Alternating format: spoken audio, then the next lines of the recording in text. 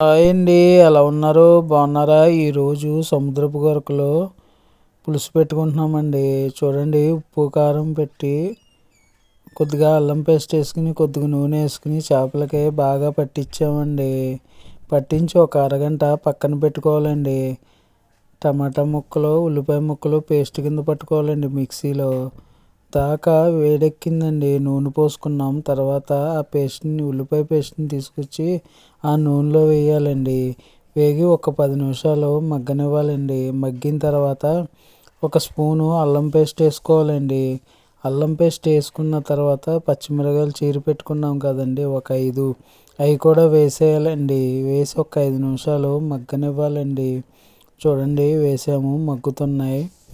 మగ్గిన తర్వాత ఒక్కొక్క చేపని జాగ్రత్తగా తీసుకుని విరగకుండా వేసుకోవాలండి. మొత్తం చేపలన్నీ వేసేసుకున్నామండి. వేసుకున్న తర్వాత ఒక 5 నిమిషాలు చేపలు నూనెలో మగ్గనివ్వాలండి.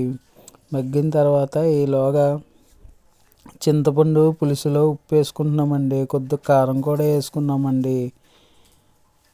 తర్వాత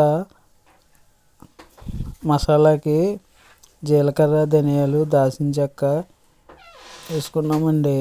మిక్సీ పట్టేసుకుని మసాలా ఉంచుకున్నామండి. చేపలు చూడండి మగ్గిపోయినాయి. చింతపండు పులుసు వేసేసుకోవటం అనండి. పులుసు వేసుకుని గరిటె పెట్టి కలపకుండా అటు ఇటు దాకనే కదిలించాలండి. తర్వాత మసాలా వేసేసుకున్నామండి.